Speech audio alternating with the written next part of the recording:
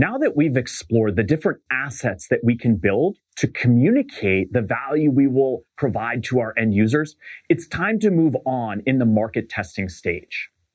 We're going to continue on down this path by looking at the next tactic, marketing. And we're not talking about running massive marketing campaigns like you would in a big company.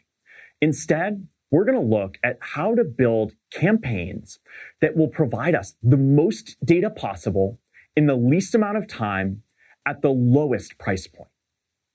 Now, what we look at here in the marketing tactic should be taken with the caveat that you need an overall marketing strategy as well. This is going to go through some of the ways in which we can get the data we need to chart the course forward, to identify some of our first customers. But there are going to be so many other things that we need to do beyond just these marketing tactics in the early stages of our business. So we want to go and use the least amount of money, least amount of time to come back with data. The best way to do that is going to be by running digital advertising campaigns. So these digital advertising campaigns, our goal is not necessarily to optimize every little knob that we can turn or lever that we can pull. Instead, our goal is to validate that we have the right value prop for the right potential customer, our end user, and to do so in a way we know how they want that communicated to them. And we're going to do this with the mousetrap model. The mousetrap model looks at how we, as entrepreneurs, can sell something, but we're not selling our product because we haven't built it yet. Instead, we are building a way to sell our value prop. Can we prove that the people we believe want the value prop we believe they want actually do? So we're going to go through and leverage the website asset that we developed in the last tactic. That website asset is going to be something where we can drop in an additional page, a landing page of sorts, that does nothing more than explain our value proposition, not in fancy terms, but instead the value proposition, quantified value proposition from our business plan. We're going to put that front and center. We'll make sure to collect information from our users, perhaps their email address, that is the smallest form of currency they can exchange with us to say, yes, this is, in fact, the value prop that resonates for me. Once we have that, we can go through and see what percentage of the people who wound up at that landing page gave us their email address. We'll come back really well prepared to say, yes, this is the right value prop, or that is the right value prop, or it's this person who wants it, or that type of person that wants it.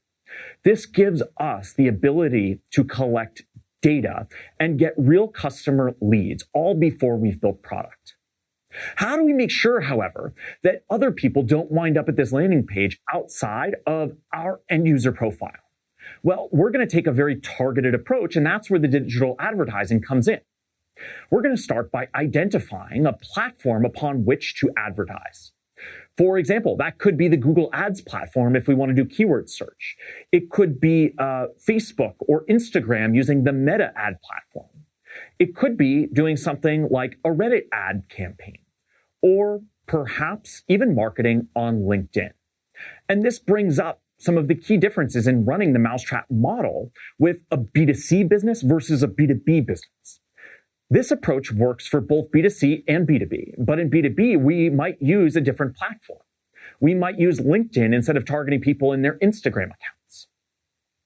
We're going to run these advertising campaigns on the ad platform that is the best fit for our end user, where we are most likely to find them. So for an individual consumer, it might be on Instagram, and for a busy professional, it might be on LinkedIn. Google Ads can be a great way to grow your business. One of the things that when we're running these mousetrap campaigns in the early stages, we want to be conscious of is that we have a more limited ability to target people based on their demographics and psychographics, which is how we define our end user profile. So we want to be careful not to jump too far into keyword-based advertising, whether on Google or otherwise, just yet. However, one of the key concepts in discipline entrepreneurship we can leverage in running a Google ad campaign at this point in time would be the windows of opportunity. We can leverage a window of opportunity in our end user's life to go and target people based on what they are searching, in which case Google Ads and running a campaign there would be a phenomenal choice. We'll just have to make sure that we can then validate that they actually match the demographics and psychographics of our end user profile. So the next step in this process, after we've identified the platform that we want to leverage, is to begin our ad plan. What are the experiments that we want to run? Do we want to test the value propositions or the persona or the visuals that we put in the advertisement? Once we have that, and we know the first experiment we'll run and what we'll do as a result of that experiment, depending on what the results come back looking like, we'll have to define the metrics of success for this campaign. What is our goal? And people always ask me, they say, Paul, if we're going to run our first Mousetrap model campaign, what's a good click-through rate? What's a good conversion rate where we get their email address? And I always say the best metric for you to be competing with is not an industry benchmark at this point in time. It is instead your last metric. If you run one experiment and you get a click-through rate of 1%, the next one I want you to get 1.5% or 2%. Don't worry too much about the industry and competitors at this point. Instead, beat your last benchmark. That's my challenge to you. Once we have our metrics set, we need to define a budget. And we don't need to overdo it on the budget. We could spend $50, $100. But one of the key things that I want you to be thinking about is if you're a B2C business, it's going to cost you much less. This is another difference between B2C and B2B in running these Mousetrap models.